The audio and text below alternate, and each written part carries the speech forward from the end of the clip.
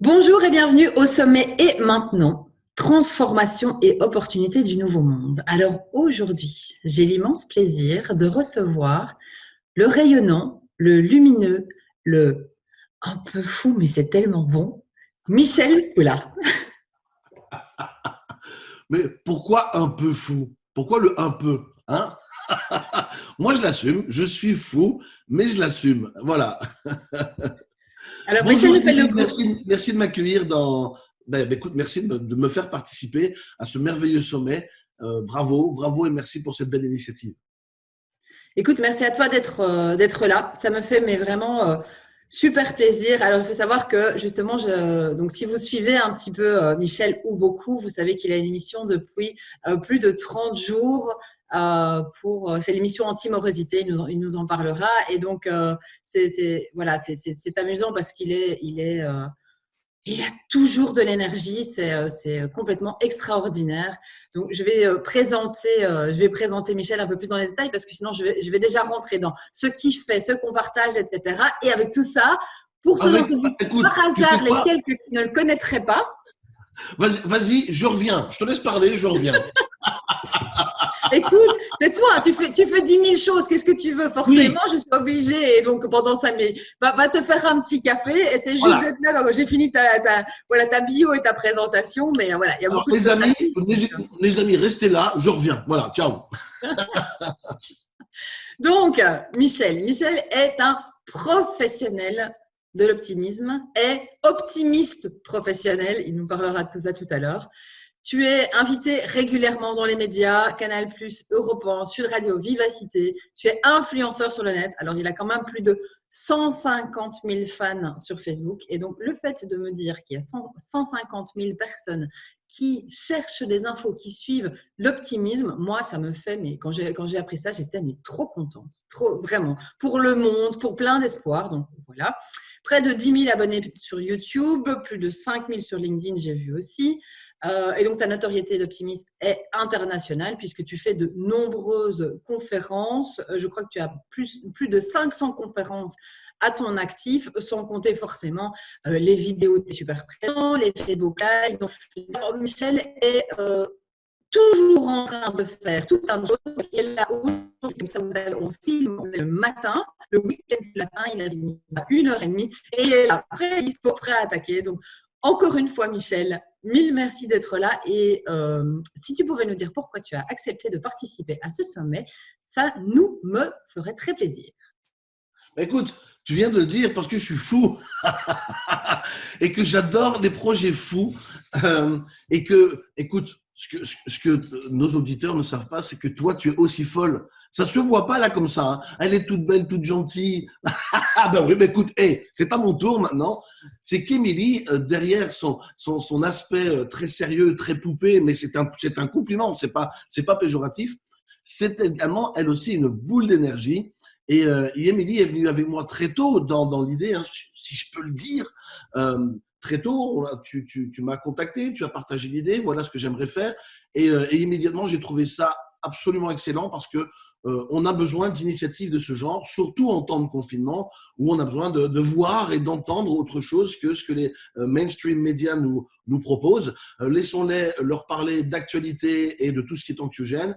Et je me suis dit, voilà encore une belle initiative qui va nous apporter un petit peu de changement, nous permettre d'éteindre la télévision et de regarder quand on veut des gens absolument fabuleux, parce que tous tes invités sont des gens fabuleux. Je connais d'ailleurs la majorité d'entre eux. Et Émilie, voilà, tu m'as impliqué même très tôt dans cette idée, dans le processus. On a échangé des idées. Et je te remercie de la confiance que tu m'as prouvée. Et moi, si j'ai dit oui, c'est parce que c'était toi. C'est toi parce que effectivement, tu fais partie de ces gens qui sont réactives, qui sont dynamiques, souriantes et résolument optimistes. Donc, voilà, c'est quelque chose tu fais quelque chose qui me ressemble, tu es quelqu'un qui me ressemble tout en étant très individuel. Voilà, et puis je me suis dit, c'est une belle initiative que j'ai envie de soutenir. Voilà. Et c'est vrai que du coup, pour resituer, en fait, je pense que tu es l'une des premières personnes à qui j'ai justement parlé de ce sommet où tu m'as dit, ah mais oui, et tu as commencé effectivement à me challenger. Et je dirais que probablement c'est avec toi alors que tu me faisais un petit coucou sur Facebook pour demander des nouvelles. Donc comme quoi c'est magique et il n'y a juste jamais de hasard. Et tu as commencé à effectivement me dire, ah ouais, ok, mais du coup, c'est quoi l'agenda? Et c'est avec toi que je me suis dit, ah bon, bah, ah ok, bon, bah d'accord. C'est vrai, hein? Et du Mais coup, ça, on a oui, échangé, c'est tout vrai, ça, écoute, on est où? Et tu as un peu été mon coach de sommet, tiens, pour le en coup. fait, j'ai pas voulu être coach. J'ai pas du tout voulu être coach. J'avais pas cette posture-là. C'est juste qu'effectivement, je t'avais fait coucou pour prendre de tes nouvelles et tu m'as fait part de cette idée. Et effectivement, je me suis vite embarqué dans ton idée et je me suis senti concerné, impliqué. Et je t'ai pas coaché. Je pense avoir été là en tant qu'ami et j'ai voulu être là en tant qu'ami et te motiver, te tirer vers le haut et surtout t'encourager. Et on a participé ensemble même à la réflexion au tout début de la création de ce sommet. Ouais, tout à fait. Et donc, pour ça, ben, mille merci. Donc, au-delà, et c'est marrant parce que du coup, on arrive finalement à ta thématique, c'est l'optimisme, mais c'est un optimisme aussi dirigé vers l'action. C'est pas juste un optimisme ah oui, je rêve de la vie est belle, mais c'est vraiment le passage à l'action. Après, je suis vraiment déjà dans le vif du sujet et une de mes questions peut-être que j'avais juste avant, c'est au final, parce que finalement, le Michel qu'on voit sur tous les Facebook en conférence à courir à gauche et à droite avec ses valises, c'est exactement le même Michel que celui qu'on a en face de nous aujourd'hui ou qui était sur limite de ton émission anti-morosité depuis maintenant 32 jours, je pense, on est au 33e. C'est ça, au moment où on enregistre cette émission, c'est le 33e jour, oui. Oui, c'est ça, voilà, tout à fait. Et donc, du coup, comment c'est, enfin, voilà, parce que je sais que tu es aussi un petit, alors du coup, comment est-ce que tu fais pour goupiller le tout et garder cette énergie, cette bonne humeur, cette motivation au quotidien, confinement ou pas confinement finalement? Alors, je vais rebondir sur ce que tu as dit juste avant. C'est parler d'optimisme, mais c'est pas l'optimisme, voilà, c'est l'optimisme de l'action. Ta question prouve qu'on comprend mal l'optimisme, justement. Et ça donne tout le sens à mon métier. Et c'est pour ça que je dis que je suis optimiste professionnel. Et ça m'amuse de dire optimiste professionnel parce qu'il y a effectivement un petit clin d'œil et c'est très décalé, c'est très disruptif pour le coup. Voilà, optimiste professionnel, c'est pas une profession. Eh ben si, moi j'en ai fait une force et c'est devenu une force tellement présente que je gagne ma vie à être optimiste. Et effectivement, être authentique, ça fait partie d'un travail que j'ai fait sur moi il y a très très très longtemps. Et je me suis promis, il y a des années de ça, quand j'ai voulu commencer le métier de conférencier, je me suis promis d'être authentique, autant derrière la caméra que sur scène, que devant les gens. Et effectivement, les gens qui me voient et qui me rencontrent me disent punaise, tu es dans tes vidéos comme dans la vraie vie. Et ils s'étonnent toujours aussi que je suis accessible parce que, effectivement, à côté de cette notoriété, il y a des gens qui pensent que je suis inaccessible, voilà, et c'est drôle de voir que je le suis parce que j'aime bien voir les visages étonnés. Ah, Michel, tu me dis bonjour? Bah oui, pourquoi je ne dirais pas bonjour? Donc, pour moi, je ne peux pas parler d'optimisme si je ne me permettais pas d'être authentique. Et puis, c'est mon kiff d'être authentique. Mais vraiment. Parce qu'on vit dans un monde où les gens portent tellement de masques, portent tellement d'armures, font tellement souvent semblant, veulent tellement donner l'impression que. Et puis même dans le métier du développement personnel, il y a des gens qui disent, mais qui ne font pas ce qu'ils disent. Et pour moi, cette congruence est extrêmement importante. Donc, l'optimisme, le vrai optimisme, c'est effectivement cet état d'esprit qui nous pousse à agir ou en tout cas pousse à réfléchir à comment on agit. Et sinon, de toute façon, on va en parler là dans notre entretien. Il faut vraiment faire la différence entre la caricature de l'optimisme et ce qu'est réellement l'optimisme. Et du coup, ben justement, tiens, je rebondis, tu poses toi-même la question. Qu'est-ce que c'est? Ouais, c'est super, alors là, c'est régal, je prends le toboggan. Qu'est-ce que c'est? Comment est-ce que tu définis l'optimisme? C'est quoi être un optimiste? Alors, l'optimisme, c'est une capacité intellectuelle et psychologique, donc c'est vraiment quelque chose de mental qui nous permet de traiter les inattendus et les difficultés de façon positive et active. C'est-à-dire que être optimiste et se dire que demain tout ira bien, mais tu n'agis pas sur ce demain. Tu ne fais rien, tu n'entreprends rien. C'est l'optimisme béat. Tu sais, c'est cet optimisme où les gens, parfois, c'est presque même social de dire que tu crois que demain tout ira mieux, mais c'est devenu presque une formule de politesse. Comme on dit comment ça va, alors que tu ne le penses pas du tout. Et c'est bien, il est bien vu de faire penser qu'on est optimiste. Il y a de ces gens qui vous disent oui, vous t'inquiète pas, demain ça ira mieux, mais le lendemain les jours se ressemblent parce que vous ne faites rien.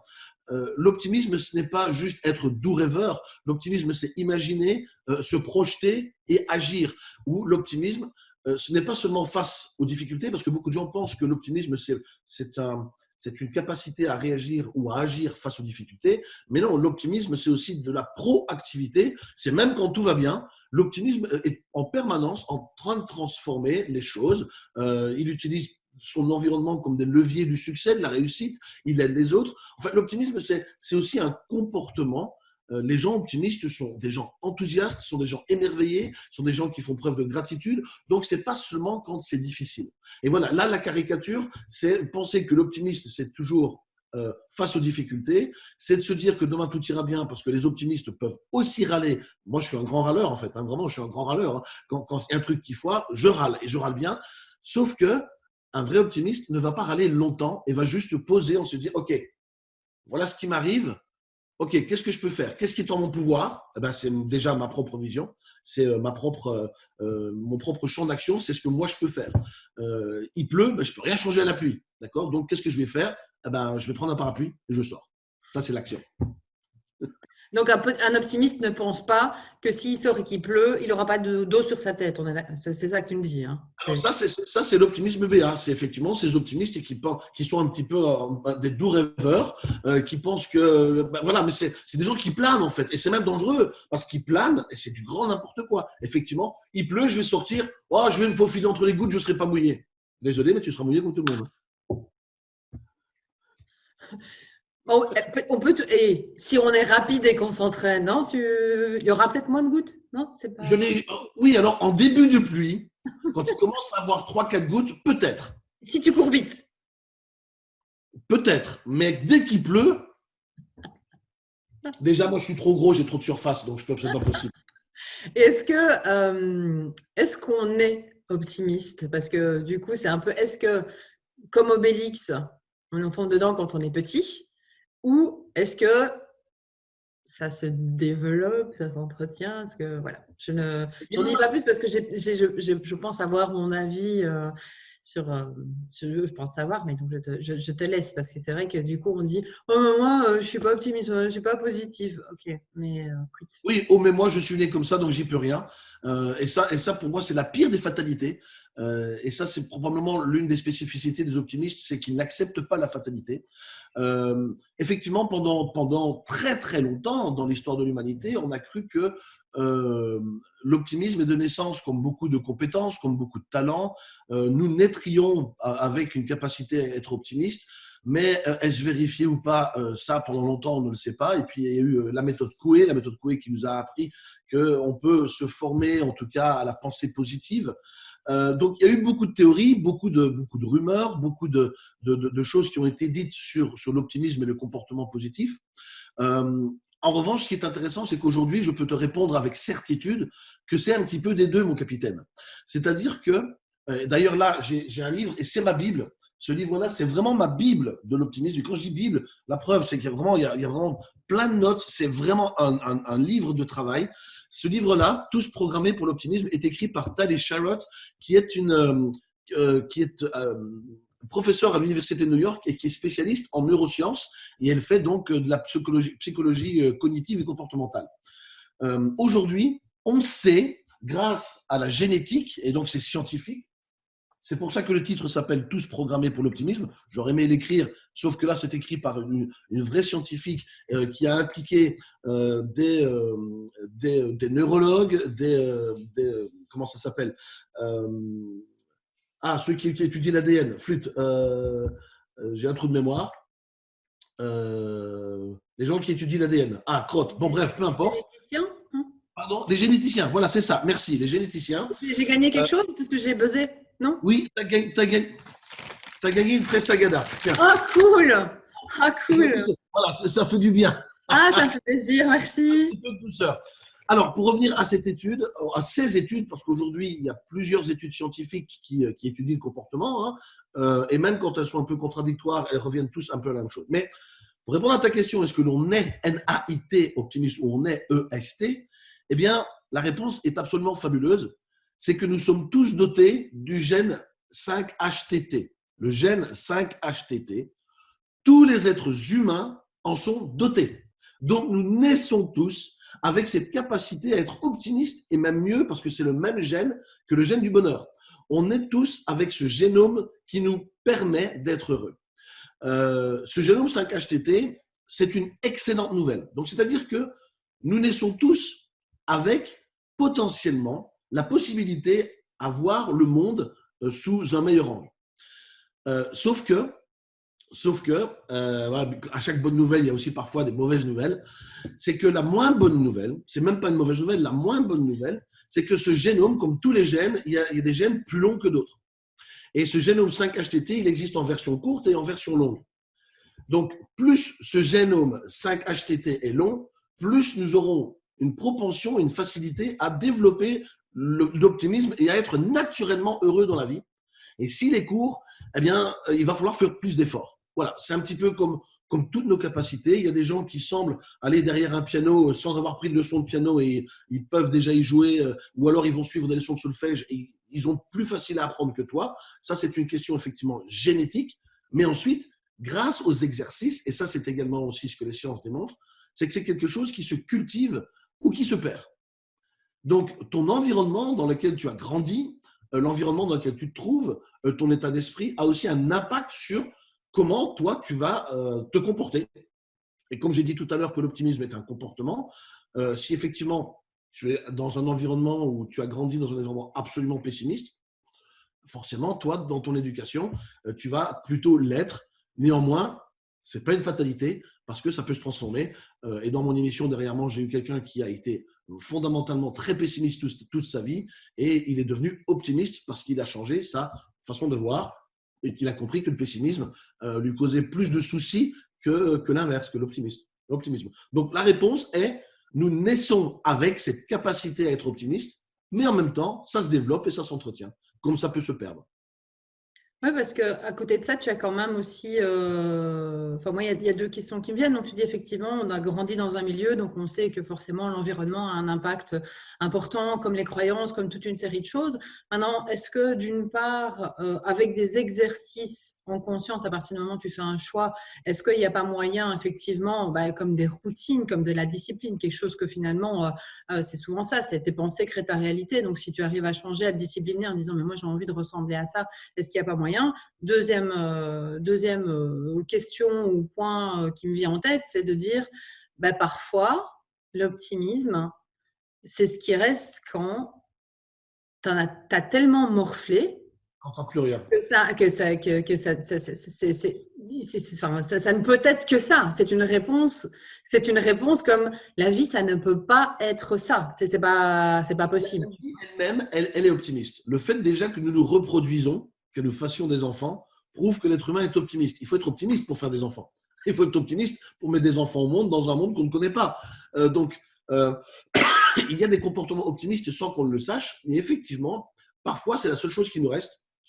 Et quand bien même, parfois, c'est la seule chose qui nous reste, il y a des gens encore qui, au fond du trou, creusent encore parce qu'ils ne sont pas capables de voir ou d'imaginer qu'il y ait des solutions. Alors, tu disais tout à l'heure, et c'est très juste, ce que nous pensons a une influence sur ce que nous allons devenir, ce que nous allons croire. L'optimisme fonctionne comme ça, en fait. L'optimisme, c'est comme un prisme, c'est un filtre. C'est quelque chose de très cérébral. À nouveau, grâce à ce livre et d'autres études qui ont été menées ces 20 dernières années, sur les études également sur le cerveau, on sait que le cerveau est une machine qui nous trompe en permanence. Le cerveau ne nous ramène jamais des faits réels. Le cerveau interprète toujours ce que nous vivons, parce que le cerveau fonctionne avec des filtres. Et ces filtres, le cerveau en a besoin pour éviter de la surchauffe.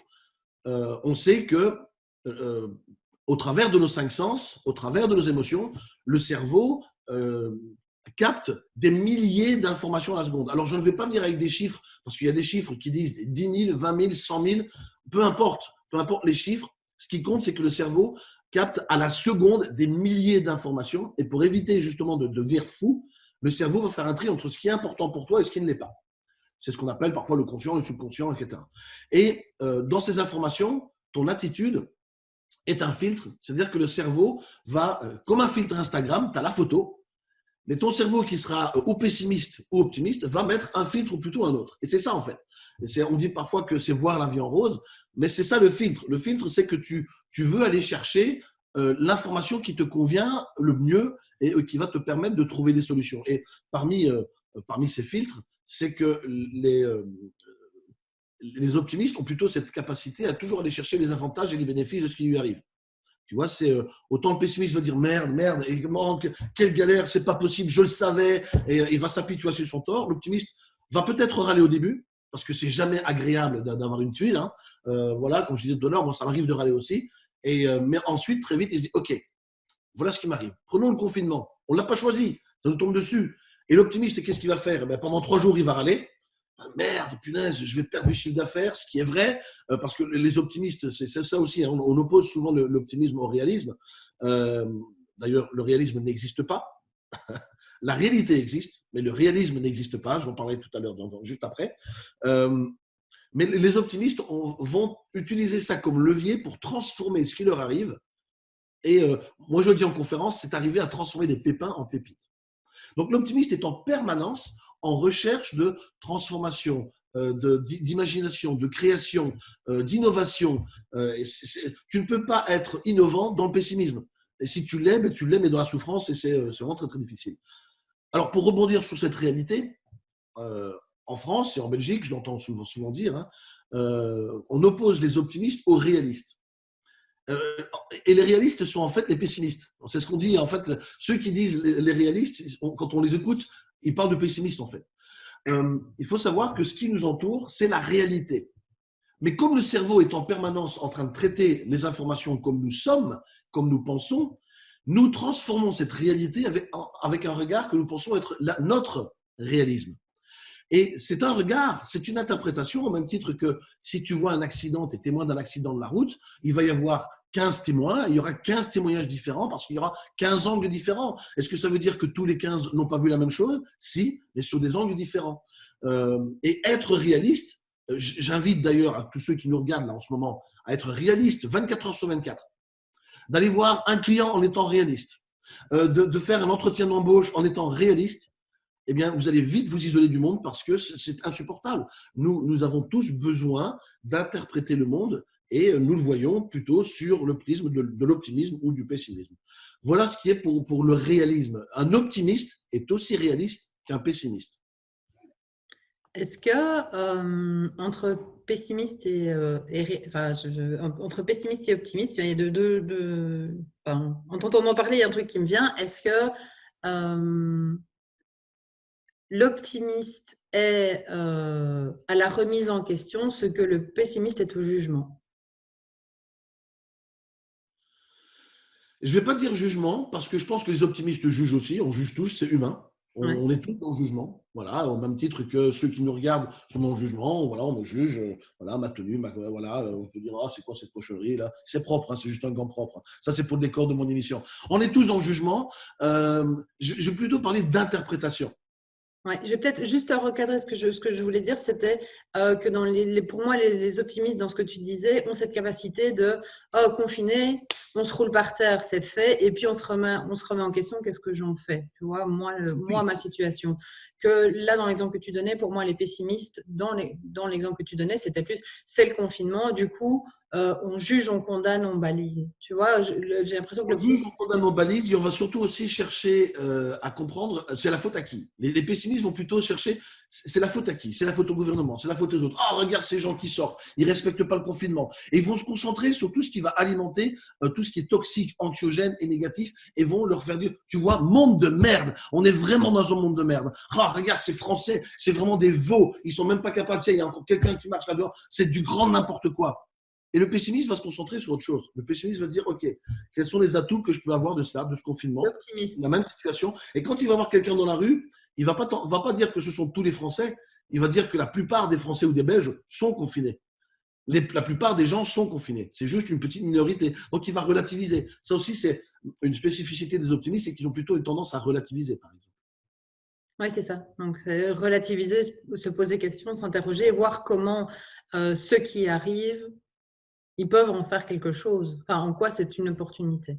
C'est-à-dire que l'un va cultiver la difficulté, va cultiver l'épreuve, va cultiver la victimisation, alors que l'autre ne va pas minimiser la difficulté, mais va cultiver la solution, va cultiver la possibilité, va cultiver la créativité pour transformer ce qu'il a, ou en tout cas au moins pour prendre du plaisir à faire ou à pas arpenter un chemin qui peut être sinueux et tortueux. Parce que les optimistes, eux aussi, ont des chemins tortueux et sinueux. On a aussi, quand je dis on, c'est tous les optimistes, nos faiblesses, nos zones d'ombre, nos blessures. Voilà, et cet optimisme permet effectivement d'arpenter ce chemin douloureux, au moins avec l'espoir qu'il est possible de transformer ça.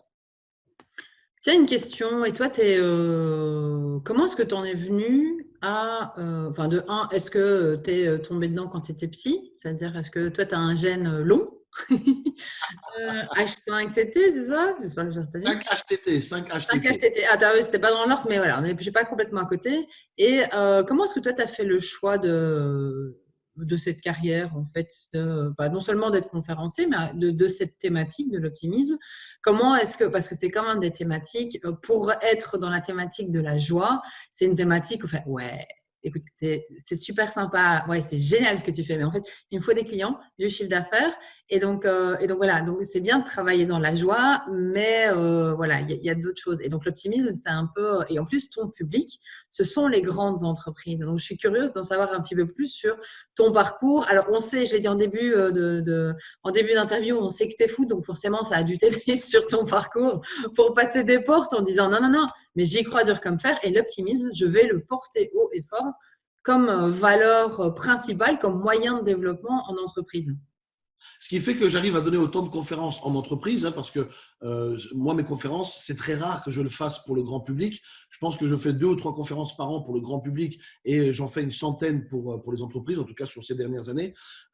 C'est que justement, mon discours est bien rodé, mais également carré et cartésien, scientifique. Et donc, je mélange folie, science et expérience personnelle. Pour répondre à ta question, première question, c'est que oui, je suis tombé dedans quand j'étais petit. Donc, déjà, je pense que c'est génétique, mais je me souviens d'un grand-père qui riait tout le temps, je me souviens d'un père et d'une mère qui riaient tout le temps, et d'une maman qui disait à chaque fois que c'était difficile, oui, on va y arriver, t'inquiète pas, il y aura des solutions. Donc, chez nous à la maison, ça rigolait beaucoup, ça rigole toujours beaucoup. Donc, oui, forcément, ça a bercé toute ma jeunesse.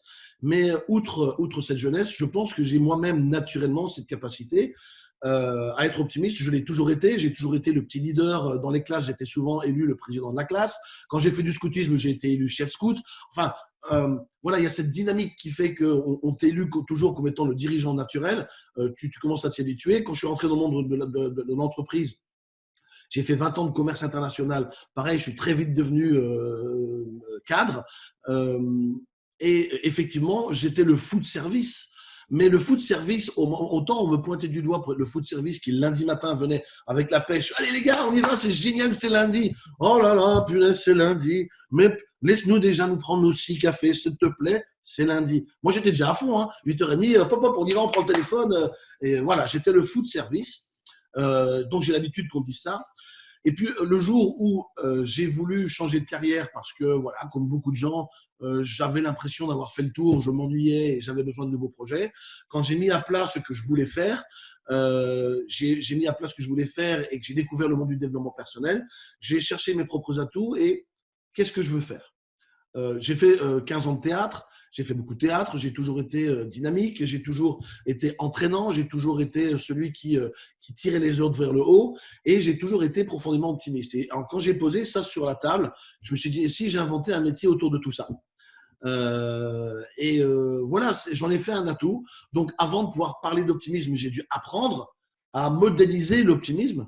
comment ça fonctionne. Donc, j'ai dû lire une multitude de livres, j'ai dû me documenter. Donc, je me suis parce que là, il y a beaucoup de livres qui parlent d'optimisme, énormément, et beaucoup d'ouvrages scientifiques. Et régulièrement, je regarde des études scientifiques sur les études cognitives, les études sur le cerveau, sur la génétique, comme j'en parle tout à l'heure. Et je suis de très près tout ce qui se fait. Et donc, pour moi, c'était une évidence que si je voulais faire des conférences, ce seraient des conférences qui seraient teintées d'optimisme. Je parlerai d'optimisme parce que c'est mal compris, parce que j'ai envie de l'expliquer. Et comme j'ai eu l'habitude de faire toute ma vie, d'entraîner, d'être entraînant pour les autres et d'apporter de la motivation chez les uns et chez les autres. Et ça semble fonctionner. Et écoute, je sais que ça me vient en tête et je me dis qu'il y a peut-être pas mal de gens qui, vu la période de confinement, etc., se posent justement des questions sur ce qu'ils vont faire. Tu vois, sur est-ce que je vais continuer peut-être que eux aussi, moi, ils ont peut-être pas la même pêche que toi le lundi matin, parce que j'avoue, ça m'a éclaté cette image. Genre, oh, t'inquiète. Je suis pas du lundi, enfin, tu vois, avec les t-shirts et tout, donc ça me fait trop rire, je t'imagine trop. Et donc, du coup, pour ces personnes-là, puisque tu parles justement de switch de carrière, de se poser des questions, etc. Quand toi, tu t'es mis sur cette thématique-là, qui, by the way, il n'y en a pas énormément quand même des conférenciers sur l'optimisme, ou en tout cas qui traitent cette thématique-là. En France, il y a quand même une dizaine de conférenciers qui traitent de l'optimisme. D'autant plus qu'en France, et en Belgique d'ailleurs, il y a la Ligue des optimistes de France, et en Belgique, il y a également la Ligue des optimistes qui a été créée par Luc Simonet, qui est un Belge de Bruxelles d'ailleurs, que je salue s'il nous regarde. Donc, non, il y a quand même pas mal de gens qui parlent d'optimisme. Je pense que je fais partie de ces gens qui ont mis une tendance et que beaucoup de conférenciers se sont engouffrés dans cette voie. Tu sais, on parle beaucoup de bonheur au travail, on parle beaucoup de Chief Happiness Officer. Donc, c'est un peu tendance depuis quelques années à parler de bien-être, de bonheur, etc.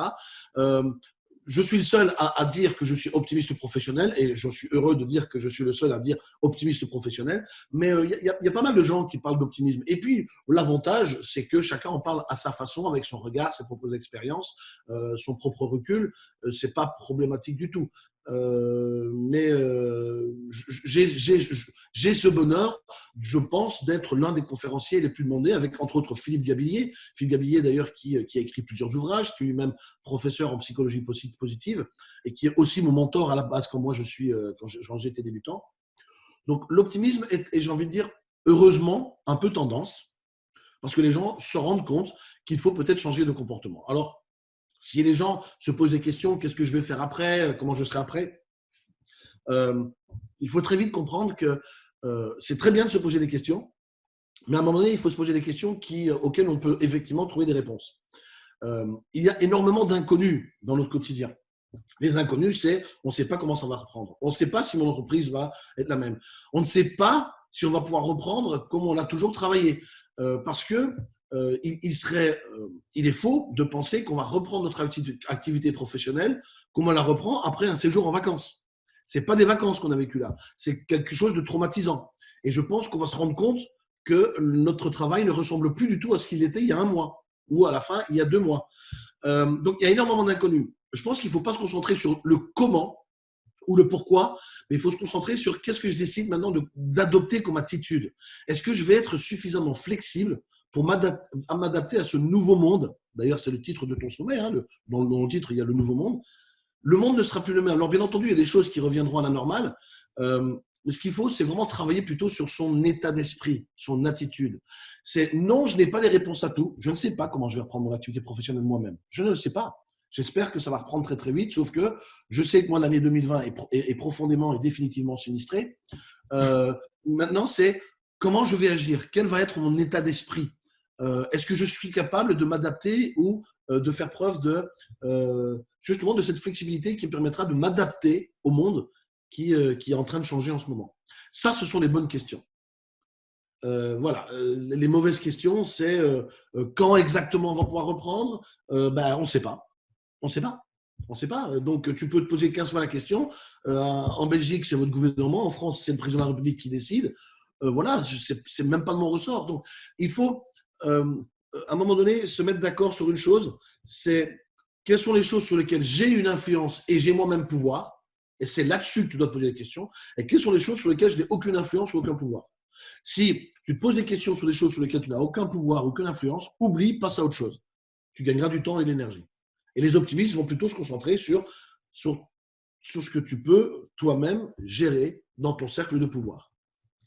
Et donc, du coup, ouais, effectivement, tu parles de se poser les questions, etc. Mais finalement, c'est pas toujours évident. Bon, de un, quand tu es dans la peur, quand tu es dans le stress, quand tu es dans l'angoisse, enfin, quand tu es seul avec toi-même, tu es, probablement pas forcément, enfin, tu es jugé parti. Donc, c'est difficile de prendre du recul et de savoir juger. Et Le donc, pire, c'est de se retrouver seul, effectivement, avec soi-même et d'avoir des conversations schizophréniques. C'est-à-dire que tu as des conversations de toi à toi et tu as tendance à alimenter. Et là, hop, là, oh là là, ça, hop, hop, hop, hop. C'est vrai que c'est pas évident et c'est pour ça que ce genre de sommets sont intéressants. Ça permet un petit peu à ces gens-là de voir autre chose. Et mon émission qui est en direct, ça permet d'avoir une interaction directe avec les gens. C'est aussi pour ça que j'ai créé cette émission. Mais effectivement, c'est une discipline qu'il faut avoir. C'est une discipline qu'on se met. Je ne suis pas en train de dire qu'il ne faut pas, qu'on n'a pas le droit d'avoir des pensées négatives. Oui, si, bien sûr. Moi aussi, j'en ai. Ça m'arrive. Moi aussi, j'ai des jours sans, tu vois. Moi aussi, j'ai mes jours, j'ai oh, putain, mes journées de merde. J'ai eu une journée de merde. Ça m'arrive à moi aussi. Il est bon de râler aussi, c'est naturel. Mais à un moment donné, c'est te rendre compte que est-ce que ce que tu es en train d'imaginer te tire vers le haut ou te pousse vers le bas. alors, je vais le dire parce qu'en fait, il y a plein de fois où tu dis des trucs qui, en soi, ne sont pas drôles. Hein. Enfin, c'est comme, tu vois, ton année 2020 sinistrée, etc. Voilà, ça n'est pas drôle, c'est partagé par des tas de gens. Je pense que tout le monde t'a impacté. Mais en fait, il y a des mimiques tellement parlantes ou parfois c'est des mots que du coup, je me marre. Donc voilà, donc pour le reste de l'interview et ce qui s'est déjà passé avant, si vous me voyez me marrer, c'est pas que je rigole d'une situation qui, au demeurant, est catastrophique pour des tas de gens et je suis concernée aussi. C'est juste que tes mimiques m'éclatent. Voilà, et je suis très visuelle et je reste dedans et tout en t'écoutant. Donc voilà, je veux juste recadrer. Ah, j'ai conscience que je suis très expressif et c'est de ça dont tu parles.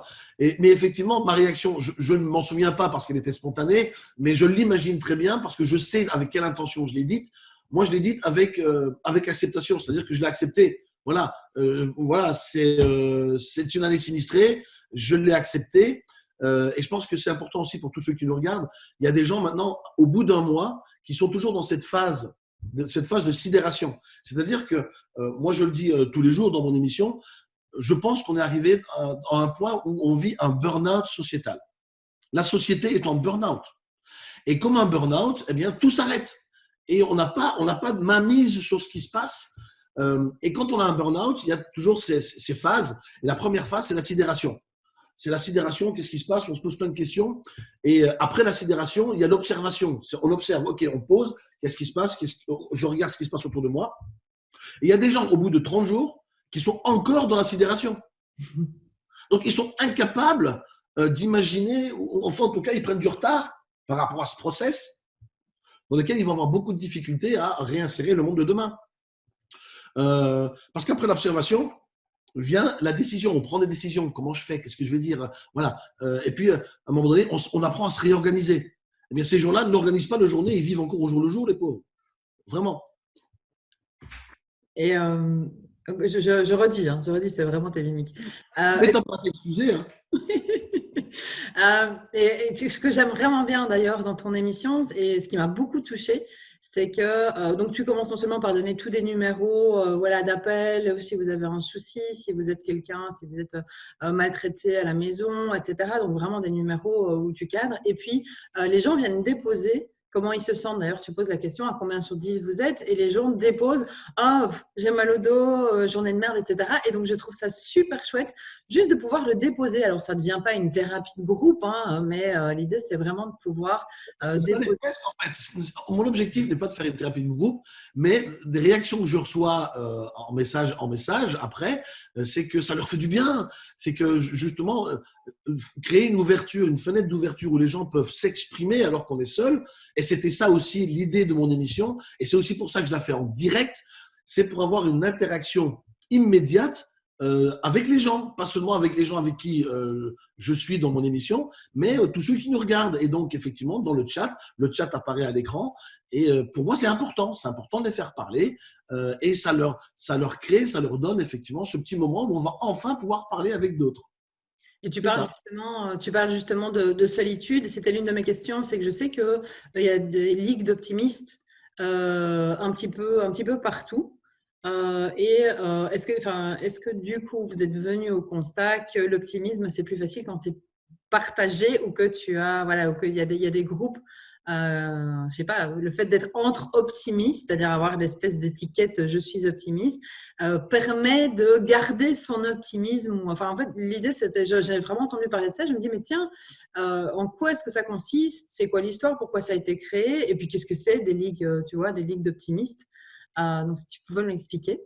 Ça a été créé justement pour ça. Ça a été créé effectivement pour favoriser un regard optimiste sur le monde, sur nos affaires et créer des événements qui permettent effectivement de se retrouver entre optimistes sans tomber dans le cliché bisounours. Oh, ils se retrouvent entre eux, oh, que c'est mignon. Non, non. Les optimistes, je le disais tout à l'heure, sont des gens qui ont bien les pieds sur terre, qui sont dans l'action, mais qui ont décidé de ne pas être dans la fatalité, qui ont décidé d'être dans la transformation, d'être dans la positivité et de se nourrir de tout ce qui est positif. Et l'une des caractéristiques en plus des optimistes, c'est des gens, ils vont plutôt chercher les nouvelles qui vont construire plutôt que les nouvelles qui vont détruire ou être toxiques. Donc, il est bon de se retrouver, et d'ailleurs, il y a l'adage qui le dit, qu'on est aussi la moyenne de ceux qu'on fréquente. Hein, c'est un adage, et je pense que c'est vrai, c'est qu'à un moment donné, on ressemble un petit peu aux amis qu'on s'est fait autour de nous. Et si tu te rends compte que tes amis ont une mauvaise influence sur toi, peut-être qu'il est temps de changer d'amis. Tu vois, je suis pas en train de te dire qu'il faut les trahir, mais on connaît tous ces amis qui sont des éponges, qui sont même peut-être un peu vampiriques, qui vont sucer toute l'énergie que tu as en toi. Et limite, c'est toi qui veux te suicider à la place de l'autre parce que tu dis mais comment c'est possible, tu vois, je vais me flinguer pour toi si tu veux. Donc, les optimistes choisissent aussi consciencieusement leur sphère d'influence et sociale. On n'a pas toujours le choix de choisir les gens, on n'a pas le choix de choisir les gens avec qui on travaille, mais on a le choix de choisir les gens avec qui on passe du temps. Et les optimistes passent beaucoup de temps à choisir leurs amis. Donc, effectivement, l'un des objectifs de la liste optimiste, c'est de pouvoir se retrouver entre optimistes. Et parfois, il y a des pessimistes qui viennent juste parce qu'il y a de la lumière et voir comment ça se passe. Mais ça fait du bien. Ça fait du bien de se retrouver entre gens qui nourrissent l'espoir, qui nourrissent la foi, qui nourrissent les projets, qui nourrissent le rire. Voilà. Et effectivement, ça a un impact sur nous. On est des êtres sociaux. Donc, tant qu'à faire, choisissons avec qui on a envie d'arpenter notre route. Et du coup, comment est-ce que c'est organisé? Est-ce que est-ce qu'il y a des franchises un peu partout? Est-ce que c'est organisé, je sais pas, il y a des activités spécifiques? Est-ce que c'est orienté jeu? Est-ce qu'il faut connaître un minimum de blagues? J'aime bien parce que hier, justement, après, ça n'apparaîtrait pas comme ça dans le sommet au niveau du casting.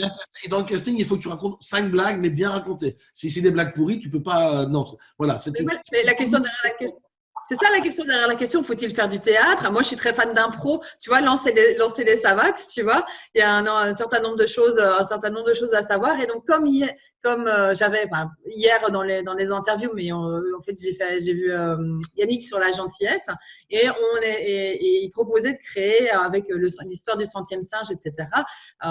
Si vous ne l'avez pas encore vu, vous le verrez dans les jours à venir. L'idée, c'est vraiment de pouvoir créer une espèce de mouvement axé sur la gentillesse, qui, moi, est l'une des choses qui me touche énormément. Et tout comme l'optimisme, en fait, finalement, cette ligue, c'est de lancer des mouvements. Et donc, je pense que si ce sommet, mais que ce soit ce sommet ou n'importe lequel, hein, de pouvoir se dire, bah, tiens, et après, tu vois. Et donc, ma question derrière la question, c'est que si j'ai envie, moi, maintenant, je vois la vidéo et je me dis, bah, tiens, ouais, je deviendrais bien optimiste. Bon, j'ai du taf, hein, parce que bon, il y a quand même pas mal de choses à entretenir. Mais du coup, alors, première chose à faire, suivre la chaîne YouTube de Michel. Absolument. Le LinkedIn de Michel, Absolument. le Facebook de Michel, ça c'est fait. Et puis voilà. Et puis après, donc tu as et donc je reviendrai là-dessus en fait, c'est que j'ai plein de questions derrière la question, de qu'à répondre ce que tu veux, je te dépose tout ce qui me vient en tête. C'est que du coup, tu as la Ligue des optimistes qui est là pour peut-être t'engager à penser différemment? Est-ce que c'est une espèce de formation? Est-ce qu'il y a des trucs et astuces? Est-ce qu'il y a, il y a quelque chose à suivre? Je sais à côté de ça que tu as une académie. Je pense que là, on est plutôt sur du conférencier professionnel, mais je me doute que tu dois quand même mettre beaucoup d'optimisme dedans. Donc, en fait, en gros, on en parle depuis tout à l'heure, de dire ce que c'est l'optimisme. Si maintenant j'ai envie de me mettre en action pour devenir optimiste, moi, c'est voilà, résolution 2020. De toute façon, 2020 est une année un peu étrange. Donc, pourquoi ferait-on les résolutions en janvier? On peut très bien les faire en avril ou en mai, finalement. Hein. C'est quand même une année n'importe quoi. Hein. Il n'y a pas de raison. N'importe quand, c'est pas que cette année-là. Quand tu as une résolution, prends-la, tu en as besoin maintenant, on n'attend pas le 1er janvier. Quoi. Voilà, tout à fait. Et donc, du coup, prends ce que tu veux dans les questions que j'ai données et dans l'ordre que tu veux, mais c'est dire, voilà, moi, je veux devenir optimiste. Comment est-ce que je fais, monsieur? Alors, la Ligue des optimistes, déjà, ce n'est pas une franchise parce que c'est une association. Donc, ce sont plusieurs associations en Belgique et puis même aux 4 coins du monde. Aujourd'hui, elle s'est exportée. Et effectivement, autant en Belgique qu'en France. Donc, si vous êtes en France, la Ligue des optimistes, ben, c'est liguedesoptimistes.fr. En Belgique, c'est optimistan.org, je pense. C'est un mouvement, c'est une association qui nous permet effectivement de créer des activités autour de l'optimisme. Parmi ces activités, il y a par exemple le Printemps de l'optimisme qui est organisé tous les ans à Paris, dans lequel on réunit sur une semaine, voire un mois, différents événements où on invite des gens qui viennent parler de l'optimisme. Donc, vous pouvez assister à des conférences, à des colloques, à des congrès. Mais il y a aussi des délégués dans toute la France, par département, qui vont vous organiser des dîners des optimistes. Une fois régulièrement ou plusieurs fois par an, eh bien, ces délégués organisent des dîners des optimistes. Ils vont louer un restaurant où on va se retrouver autour d'une bonne bouffe, à faire des activités autour de l'optimisme, à se présenter, à faire des jeux. Et c'est un petit peu tout ce que tu as dit, en fait. Chaque délégué de la Ligue des optimistes a la liberté de créer des événements autour de l'optimisme. Ça peut même être un jeu de piste dans tout Bordeaux où on va trouver des nouvelles optimistes. Voilà, il y a toutes sortes d'initiatives créatives qui sont nées de la Ligue des optimistes. Donc, c'est une ligue qui vous permet de vivre l'optimisme au quotidien. Ensuite, elle vous envoie toutes les semaines, il y a une newsletter, tous les lundis matins, tu reçois une newsletter avec des bonnes nouvelles de la semaine. Donc voilà, c'est les bonnes nouvelles qui font du bien. Donc ça, c'est vraiment ce à quoi la Ligue des optimistes tente de faire, c'est vous offrir un autre regard, ou en tout cas, vous prouver qu'il est possible de voir le monde autrement et de fréquenter des gens qui sont optimistes pour être dans ce cercle d'influence qui va effectivement vous permettre de l'être ou de rester ou de développer de l'optimisme au quotidien. Donc, ce n'est pas une secte, c'est un mouvement très, très réaliste, mais de gens qui ont décidé de voir le monde et de construire le monde. Donc, ça, c'est la première chose. Ensuite, dans ta question, il y avait plusieurs questions. Donc, du coup, comme il y a plusieurs questions, moi, je t'ai répondu à celle qui me parlait le plus. Est-ce que, à ce stade, il y a une question à laquelle je n'ai pas répondu parce que justement, il y avait plusieurs sous-questions et ça, c'est le danger. Je n'ai pas pris note. J'aurais dû en prendre note.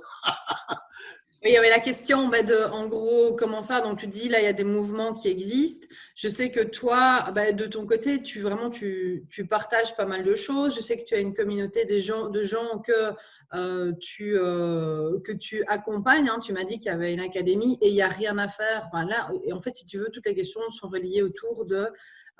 je pense, et ça c'est mon avis, je pense fondamentalement que l'optimisme, comme la joie d'ailleurs, hein, c'est quelque chose qui est beaucoup plus facile à entretenir, à vivre au quotidien quand elle est partagée. Je veux dire, tout comme d'ailleurs le fait de se rouler à terre quand ça va pas, c'est beaucoup plus simple quand c'est partagé, tu vois. Avoir quelqu'un que t'appelle et tu fais c'est pas juste et que l'autre personne surtout te dise non c'est pas juste parce qu'il y a des jours où tu veux pas entendre mais si mais tu comprends c'est pour ça que ça arrive. Non, dis-moi juste que c'est se victimiser, c'est bon de se victimiser de temps en temps. Alors pour corriger un petit peu ce que tu dis, je n'ai pas d'académie. J'ai pas d'académie d'optimisme. Je n'ai pas. En revanche, j'ai une école non pas d'optimisme, mais j'ai une école de conférenciers. J'ai fondé maintenant, il y a 3 ans, l'école de conférenciers professionnels qui n'a rien à voir avec l'optimisme parce que je prends les gens avec leurs thématiques et ils peuvent très bien parler de thématiques complètement différentes de l'optimisme où ce sont des expertises ou des histoires de vie dont les experts veulent parler et donner des conférences. Donc, c'est une école que j'ai créée qui est une suite logique de mon métier. C'est-à-dire, quand je dis logique, quand moi j'ai rêvé faire ce métier, je voulais juste devenir conférencier professionnel et en vivre. C'était vraiment ma vision. Beaucoup de gens, la plupart des gens ne m'ont pas cru. La plupart des gens essayaient de m'en dissuader. Enfin, tu peux pas vivre en parlant, tu peux pas vivre en donnant des conférences, ça n'existe pas. Ça n'existe qu'aux États-Unis. Les motivational speakers, il n'y en a qu'aux États-Unis. Il n'y en a pas en France.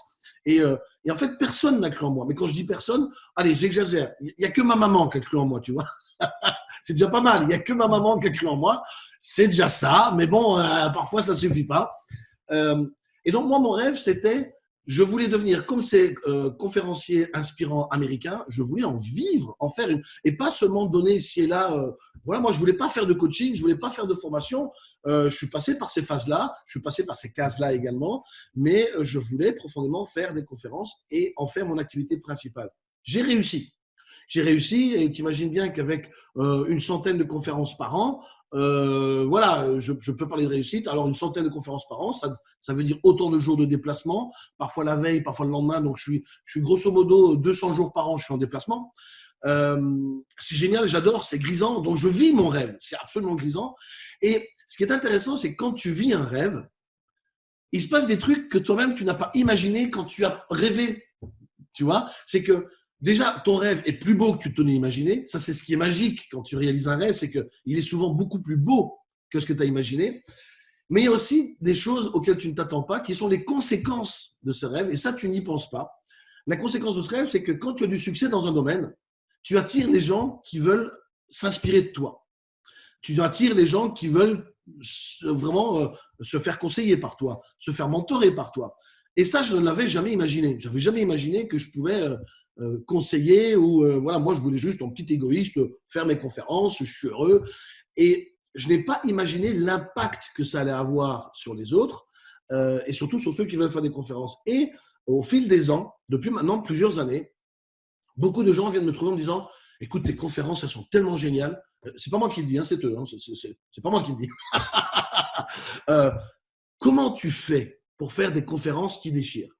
Et j'ai commencé à avoir une personne, puis deux, et j'ai commencé à en coacher un, deux, trois, et j'ai commencé à coacher, à aider les gens à écrire des conférences, à mettre en place, sans le savoir, une technique, une pédagogie de construction de la conférence.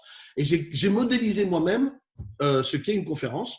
Ensuite, j'ai peaufiné ce modèle en moi-même me formant parce que ce qu'il faut savoir, c'est que tous les ans, depuis maintenant de nombreuses années, tous les ans, je vais aux États-Unis en été. Il y a une convention de conférenciers professionnels. Et dans cette convention de conférenciers professionnels, on se retrouve à 1500 conférenciers du monde entier où tu fréquentes les conférenciers les plus inaccessibles. Ils deviennent accessibles parce que ça devient de la famille. Et moi-même, j'apprends énormément d'eux. Donc, je vais tous les ans aux États-Unis pour me faire former par les meilleurs conférenciers au monde. Et tout ceci, je l'inclus. Et j'ai eu tellement de demandes de gens à force de les accompagner à faire de la conférence que j'ai décidé d'en faire une école. Voilà, et j'ai créé une école où je vais commencer la 4e promo, ou des promos où je prends 12 personnes qui sont sélectionnées selon des critères qui sont pour moi très, très stricts. Donc, tout le monde ne rentre pas dans l'école. Il y a un vrai casting pour rentrer dans les ordres. Et pendant 4 mois, avec une équipe pédagogique, j'ai une équipe pédagogique et pas mal d'intervenants externes. Donc, c'est une formation qui est extrêmement riche où j'apprends tous les élèves à devenir conférenciers avec tous les outils, avec tous les atouts. Et à la fin de la formation, ils donnent même leur conférence sur une vraie scène, devant un vrai public, devant des acheteurs, parce que j'invite mes clients et les agents. Et donc, la fin de la formation se célèbre avec un grand show sur une vraie scène parisienne, avec des caméras où c'est filmé, des photographes. Et ils en ressortent avec une vidéo, des photos, des contacts et une vraie conférence. Voilà. Et ça, c'est ce qui a dépassé le rêve. Et c'est ouais, je rebondis là-dessus parce que ma question derrière, la question que je posais entre autres, c'était le lien entre transmission et optimisme. Tu vois, ouais. En fait, c'est lié à l'optimisme. Parce que quand tu es optimiste, tu aimes voir les autres réussir. Et tu encourages même les autres à réussir. Donc forcément, pour moi, c'était même naturel de créer cette école. Ah, vous allez voir un nouvel invité. Bonjour mon chat, mon amour, viens dire bonjour. Tu viens dire bonjour. Voilà, ça ce sont les avantages du confinement. C'est qu'on est là. Tu fais bonjour, dis coucou. Bonjour. Voilà, c'est les avantages du confinement, c'est que j'ai un compagnon, voilà, et il vient réclamer un bonbon. Ah, je lui donne ma fraise Tagada, s'il veut, celle que j'ai gagnée tantôt. Il peut l'avoir bien volontiers. Voilà, il est reparti. Bon, mon chat. Il est sage. Voilà, il était venu dire bonjour. Je t'avais prévenu qu'il viendrait dire bonjour, c'est fait. Non, mais c'est nickel. Et attends, il a juste trop raison. Hein. Pour une fraise Tagada, moi, je me serais bien déplacée aussi. Hein. Exactement. Viens, Dessin viens, animé ou pas dessin animé. attends. Donc, je te disais que quelque part, les vrais optimistes sont des gens qui aiment voir les autres réussir. Et moi, mon bonheur, c'est d'aider les autres à réussir et ça me nourrit de voir les autres réussir. Je suis heureux de voir quand mes élèves eux-mêmes réussissent, vont sur les planches et commencent à vendre des conférences. Voilà, j'aime voir les autres réussir et je pense que c'est une qualité profondément optimiste. Et est-ce que tu aurais des exercices à proposer aux personnes? Alors, j'aime pas utiliser le mot exercice. Je préfère utiliser plutôt des astuces ou des bonnes pratiques. Discipline, une routine. C'est ça hein, que tu veux dire. Oui, oui, oui.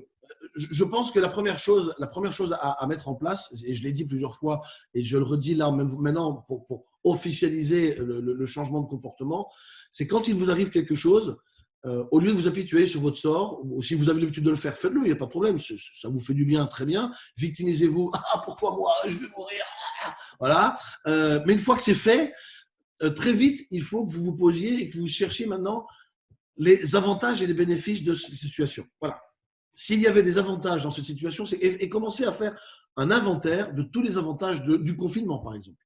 Prenez une feuille de papier et listez tous les avantages. Les inconvénients, c'est bon, ça fait plus de 30 jours que vous les avez, vous les connaissez, on va les laisser de côté. Maintenant, vous prenez une feuille et vous notez tous les avantages que vous tirez. Et par exemple, posez-vous la question, en quoi ce confinement aujourd'hui m'a rendu meilleur? Ou qu'est-ce que j'ai appris de ce confinement sur moi et sur les autres? Et ça, ce sont des vraies réflexions qui vont favoriser l'optimisme. Ensuite, c'est toujours d'appliquer ce que Florence Servan-Schreiber dit dans son livre les 3 kiffs par jour. C'est chaque jour, faites l'effort intellectuel de faire preuve de gratitude. La gratitude est probablement cette capacité incroyable de développer l'optimisme et le bien-être chez soi et chez les autres. C'est-à-dire que chaque jour, faites l'effort de vous dire quelles sont les 3 choses aujourd'hui autour de moi que j'ai faites, que j'ai entendues. Cette émission, par exemple, je trouve que c'est très bien. Il faudrait être reconnaissant pour ce qu'on fait là maintenant. Enfin, je parle d'émission, mais ça, c'est bon. Voilà, ce sommet, c'est très bien. Le fait d'avoir une vidéo par jour grâce à ton sommet, c'est peut-être déjà une première chose. Deuxième chose, c'est de regarder mon émission. Placement de produit. Non, mais il y a toujours des raisons pour lesquelles tu peux dire merci aujourd'hui. Et on sait aujourd'hui que le cerveau ne peut pas émettre 2 émotions diamétralement opposées en même temps. On ne peut pas être en colère et heureux en même temps. On ne peut pas être dans la gratitude et dans l'ingratitude en même temps. Et donc, le cerveau est une grande machine à mensonges. Hein, le cerveau nous berne tout le temps. Mais ce qui est chouette, et ça on le sait aussi, c'est que nous aussi on peut le berner. C'est-à-dire qu'on peut lui faire croire des trucs et le cerveau va se dire « Ah bon, ah ben d'accord, on y va. Hein » Parce que le cerveau ne fait pas de différence entre ce qu'on imagine et ce qu'on vit. Donc, autant qu'à faire, puisqu'on sait qu'on a du pouvoir sur notre cerveau, eh bien, donnons-lui une opportunité de voir les choses positives. Donc, la gratitude, c'est cette façon de forcer le cerveau à aller chercher le meilleur. Et ensuite, relativiser. Relativiser, c'est quoi? C'est de se dire que dans l'histoire de l'humanité, l'homme a toujours rebondi. Donc pourquoi il ne rebondirait pas maintenant? Certes, ça va être difficile, on va en chier, ça c'est clair. Certains en bavent énormément maintenant aussi. Ça ne minimise pas la gravité de la situation, on est d'accord. Mais relativiser, c'est, je ne sais pas encore trop comment, mais on va s'en sortir. Oui, c'est sûr, on va tous mourir un jour, mais avant de mourir, il y a peut-être des choses intéressantes à faire ou à vivre. Et ça permet effectivement de prendre du recul par rapport à ce que l'on peut vivre. Donc, faites preuve de gratitude, allez chercher les avantages et les bénéfices, et puis autorisez-vous à rire, l'humour, riez. Riez, riez. Et ça, c'est une arme que moi, j'utilise depuis toujours. Le rire, riez plus souvent, regardez des sketchs, éteignez la télévision et les journaux télévisés, allez chercher des sketchs, regardez des émissions comme celle-ci. Voilà. Oui, mon chat. D'accord, d'accord. Attends, mon amour. Voilà. Tiens, mon chat. Et voilà, excuse-moi, hein. Il vient chercher sa dose de chocolat maintenant. Tiens, mon cœur. Ah, voilà, mon chat. Voilà, il est là. Il est sage, hein, mais de temps en temps, il vient. Oui, mon chat, je t'aime. Voilà, donc si ça, c'est les clés toutes simples que je peux donner à ceux qui nous regardent maintenant, faites déjà ça, vraiment, faites déjà que ça, c'est très simple, ça demande juste de la volonté et de la discipline et tu vas voir que ton quotidien va changer, vraiment. C'est vraiment des choses à intégrer comme rituel, parce que ça paraît bête, mais la gratitude est quelque chose d'excessivement puissant. Et plus tu commences à regarder ce qui est positif, plus tu vois des choses positives. Et c'est vraiment pas des bêtises, hein. C'est qu'en fait, vous dites, attends, il y a eu ça, puis il y a eu ça, et puis il y a eu ça. C'est juste par rechercher les grosses choses. Et ça peut être un sourire, ça peut être un partage, ça peut être un rire. Tu le disais, et moi aussi, j'aime bien les Kinder Surprise et les constructions. Oh, il a pris le dernier. Ah oui. On n'a plus mon cœur. Excusez-moi les amis, hein, mais ça aussi, voilà, on est confinés et lui, c'est ma plus grande source d'optimisme. Donc, Et attends, et de tout ce qui est rire, voilà, rire et gratitude, les enfants, ils te ramènent toujours au présent. Et puis en plus avec les Kinder Surprise, donc j'ai envie de dire, il peut rien t'arriver, quoi. en temps de confinement, les enfants peuvent être une malédiction si j'en crois certains parents. Mais pour l'heure, à 2 ans, à 2 ans et quelques mois, c'est une source de bonheur. Oui, mon chat. Oui, mon amour. On va jouer après, mon trésor. Viens avec papa. Viens avec papa. Viens là, mon cœur. Oh là, mon amour. Voilà. Tu veux là-bas? Bon, alors, tu vas là-bas, mon amour. Vas-y. Vas-y, mon chat. On a mieux à faire. Voilà. Excusez-moi, hein, les amis. Voilà, c'est la beauté du confinement. On a mieux à faire que de rester assis sur tes genoux, hein. Tu comprends, on a le monde à découvrir. Donc, Tu sais ce qui est génial dans le confinement, et ça, ce sont les avantages que je vois, c'est que on sort vraiment du cadre du travail. Pour ceux qui travaillent, qui font du télétravail, on découvre qu'on a des familles et qu'on est humain. Et ça, c'est fabuleux. Et c'est pour ça que ça ne me dérange pas que mon fils vienne, même quand je suis en réunion. J'ai eu dernièrement une réunion avec Patrick Baudry. Patrick Baudry, qui est donc un astronaute français, avec qui je vais faire une émission au moment où on l'aura, où cette émission-là, ou en tout cas cette interview sortira, elle aura déjà été publiée. Mais la semaine prochaine, je vais faire une émission avec Patrick Baudry. Donc, j'ai eu une séance de travail avec lui et je l'ai fait avec mon fils sur les genoux. C'est fabuleux. C'est fabuleux. Ça ne m'empêche pas de travailler, quoi. C'est juste qu'il faut… on est tous là avec des familles et il y a une part de vulnérabilité chez chacun d'entre nous qui se révèle. Et moi, je trouve ça fantastique. et tu parlais précédemment justement de masques, hein, et de choses qu'on met sur nos visages, et donc le fait de se transformer. Et là, tu as le professionnel et le personnel qui se… Moi, je trouve ça génial. Je trouve ça génial. Il faut juste que je l'occupe là maintenant parce que voilà, il est reparti. C'est pas sûr, c'est pas gagné. D'accord. Voilà. Donc, Donc voilà, ce que je disais, c'est que ce que l'on vit là avec les enfants en image de fond, moi je trouve ça génial. Je trouve ça génial. Et je pense que, et j'espère que ça va changer notre regard sur nos collaborateurs, sur nos collègues, sur nos partenaires. C'est bien. C'est bien de voir que derrière les pros et le masque du professionnel que l'on porte souvent, qui fait de nous peut-être des gens un peu lisses, qu'il y a aussi des êtres humains qui sont capables de dire à un enfant « mon amour, mon trésor », des mots qu'on n'a jamais entendus dans la bouche de nos collaborateurs. Et ça, je trouve ça génial. ah ouais, je te rejoins à 100%. Après, c'est vrai il y a ce côté réajustement pour ceux qui le vivent d'un mix qui n'a jamais été vécu. Ah ben, ça bouleverse toutes nos habitudes. Et là maintenant, plus on est au télétravail, plus on se rend compte que c'est moins gênant. Donc au début, c'est gênant. Oh là là, excusez-moi. Oh là. Puis maintenant, ça devient une routine, ça devient une habitude. Et je pense que c'est très bien. Et je pense que notre regard sur le télétravail va changer, puisque maintenant, déjà, on a été forcé de l'expérimenter. Donc beaucoup vont pouvoir télétravailler. Et c'est une bonne chose pour chacun d'entre nous. On va gagner du temps, on va gagner de l'énergie, on va gagner en termes d'écologie, en termes de déplacement. C'est absolument fabuleux. C'est un bête virus de rien du tout qui a dû nous discipliner à apprendre à faire du télétravail alors qu'on en parlait vaguement. On va peut-être un jour s'y mettre et on ne s'y mettait pas. Et aujourd'hui, on est forcé à le faire. C'est pour ça que je dis qu'on vit vraiment un burn-out sociétal. C'est qu'on est obligé de changer nos comportements pour sortir de cette situation. C'est comme un burn-out. Tu es obligé de changer quelque chose dans ta vie, d'adapter ou de transformer quelque chose pour sortir de ton burn-out. Sinon, tu restes dedans. Pour moi, la métaphore, elle est vraiment bien choisie, quoi. Et tant qu'à faire, autant choisir des choses positives à mettre dedans. Hein? On peut difficilement construire le monde avec pessimisme. Voilà. Alors, on dit aussi que c'est un pessimiste qui a inventé le parachute. Donc, ce qui veut dire que même les pessimistes, ça ne veut pas dire que les pessimistes n'ont pas d'idées. Les pessimistes ont des idées comme les autres. Il y a des brillants ingénieurs qui sont pessimistes. Et heureusement qu'il y a aussi des pessimistes parce que les pessimistes, en fait, tout est une question d'équilibre. Je ne suis pas en train de faire l'adage de l'optimisme à tout va, mais le pessimiste est aussi important parce qu'il pousse aussi les gens un petit peu trop rêveurs à revenir vers des questions auxquelles ils ne se poseraient pas. Et je trouve que c'est constructif. C'est constructif aussi d'avoir des gens qui se posent des questions. Alors parfois c'est trop. Et le truc, c'est que le pessimiste est plutôt dans la douleur, alors que l'optimiste sera plus dans le plaisir.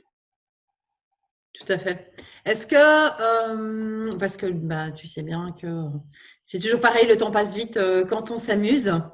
Est-ce que tu as une dernière chose que tu as envie de partager Bon, c'est déjà fini? Mais non, on était bien là. Ouais, je sais. On peut continuer après. Non, s'il te plaît, s'il te plaît, s'il te plaît, s'il te plaît.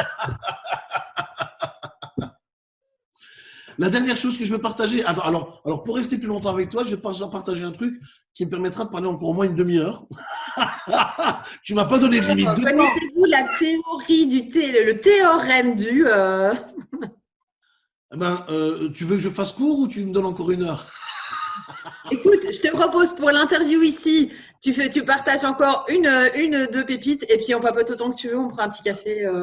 C'est le plaisir du lockdown. Une ou deux pépites, c'est juste que vous preniez conscience que le cerveau est une machine fabuleuse et qu'il n'y a rien de mystique dans nos comportements. Aujourd'hui, les sciences, les neurosciences, les sciences cognitives et la génétique nous expliquent de mieux en mieux et de plus en plus comment cette mécanique fonctionne. Alors certes, il y a encore pas mal de choses inconnues, mais ce qu'on sait déjà aujourd'hui est absolument fabuleux. Il nous permet de comprendre que ce que nous vivons n'est pas une fatalité. Nous ne choisissons pas ce qui nous arrive dans beaucoup de cas. Parfois, on subit les conséquences de nos choix, ça c'est une chose. Mais ce qu'il faut se souvenir, c'est que le cerveau ne fait pas de différence entre ce qu'il vit réellement et ce que vous vous imaginez. Donc, partant de ce postulat-là, et ce n'est plus une théorie, aujourd'hui c'est une certitude puisque la science l'a vraiment démontré, maîtrisons la vision qu'on se fait du monde. C'est vraiment un effort qu'il faut faire pour pouvoir au moins faire croire au cerveau qu'il y a des solutions parce que le cerveau, lui, il va se mettre au service de ta pensée. Et quand je dis au service, je vulgarise, mais c'est réellement ça. C'est que le cerveau, comme une tête chercheuse, va tout mettre en œuvre, va mobiliser tes ressources et tes sens, je dis bien tes sens aussi, pour répondre à l'image que tu te fais d'une situation. Donc, si toi, l'image de la situation que tu te fais, c'est « Ah, c'est pourri, on ne va pas s'en sortir, on va tous mourir », ton cerveau va se mettre dans cet état d'esprit-là qu'on va tous mourir, va générer plutôt les hormones du stress, parce que le cerveau, lui, il va faire quoi? Donc, dans le cerveau limbique et le cerveau reptilien, dans ce besoin de survie, il va générer les hormones du stress et tu vas te générer un ulcère, juste par la pensée, parce que le cerveau, lui, il imagine le stress comme étant un réel danger. Il ne fait que répondre à ce que toi-même tu t'imagines. Donc, à l'inverse, imagine-toi sans minimiser la difficulté, parce que, attention, ça ne veut pas dire que ça… difficile ne veut pas dire impossible, d'accord? Beaucoup de gens confondent impossible et difficile. Non, c'est difficile, mais pas impossible. Dès lors que tu te dis au cerveau, OK, on va s'en sortir, je ne sais pas encore trop, j'ai effectivement pas de réponse à tout, mais j'ai confiance en moi et à ce qui m'entoure, j'ai confiance en l'humanité parce qu'elle s'en est toujours sortie, eh bien, tu vas déjà inviter ton cerveau à se mettre dans un esprit, en tout cas dans un mécanisme de recherche de positivité, de solutions, d'idées, de créativité, et va développer tes sens. Tu sais, juste pour illustrer ça, parce que vraiment, je le dis en conférence, mais ça fait rire tout le monde, mais au travers de ce rire, il y a vraiment un vrai message. En conférence, je dis, est-ce que vous savez pourquoi, quand on est en retard, on tombe toujours sur les feux rouges? C'est un truc de fou. Et il y a une vraie étude anglaise à une des universités à Londres qui a fait une étude là-dessus pour comprendre pourquoi. Il y a même des scientifiques qui sont pensés là-dessus. Ils n'avaient rien d'autre à faire. Pourquoi, quand on est en retard, on tombe sur les feux rouges, on tombe sur la moissonneuse batteuse, sur le papy béret qui roule à 40 km/h. Enfin, il y a tout qui est contre toi quand tu es en retard. Et la science a enfin répondu à cette question. Tu tombes sur les feux rouges, sur le papy béret, sur les camions poubelles, la moissonneuse batteuse, tout simplement parce que tu es en retard. Non, mais c'est purement cérébral en fait. J'ai dit tout à l'heure, je viens de le dire, que le cerveau va s'adapter à ce que toi tu imagines. Et quand tu es en retard, ton cerveau va se mettre en mode retard. Donc, il va mobiliser tous tes sens pour voir tout ce qui va accentuer ton retard.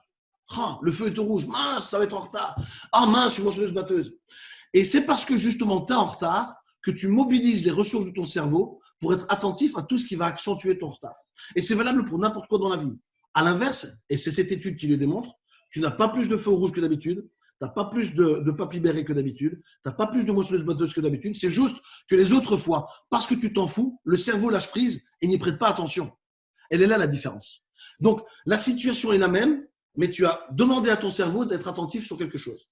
Maintenant, à toi de voir si tu vois plutôt les feux rouges ou les feux au vert. C'est toi qui décides. J'adore, trop fan de la conclusion. Les bérets, les feux rouges et les moissonneuses batteuses, c'est vraiment un plaisir. Mille merci pour cette heure vraiment passionnante, toutes ces infos. Enfin, j'espère vraiment. Et puis la mise en action aussi, des trucs pratiques, très voilà. Si vous Ça voulez met en place dès maintenant. Dès maintenant, voilà, les trois, quatre choses, vous n'avez plus d'excuses pour voir la vie en rose, être optimiste et voilà, et terre à terre, et donc pas voilà, en train pas déconnecter. fakir volant. Quoique j'aime bien Walt Disney et Aladdin, hein, donc ça n'a rien à voir, mais non, Moi aussi. on est d'accord. Hein. Donc, si vous voulez plus d'infos sur Michel, rendez-vous sur le site du sommet. Michel, il y a un petit bouton qui est Michel, vous cliquez dessus, vous avez toutes les informations vers son univers. N'hésitez pas, chaîne YouTube, Facebook, LinkedIn, il a que de la bonne humeur systématiquement à partager. C'est un régal. Merci Michel. Mille merci pour tout ce moment magique. Merci à toi d'avoir organisé cet événement et c'est toujours un plaisir d'être avec toi. À tout bientôt. Ciao.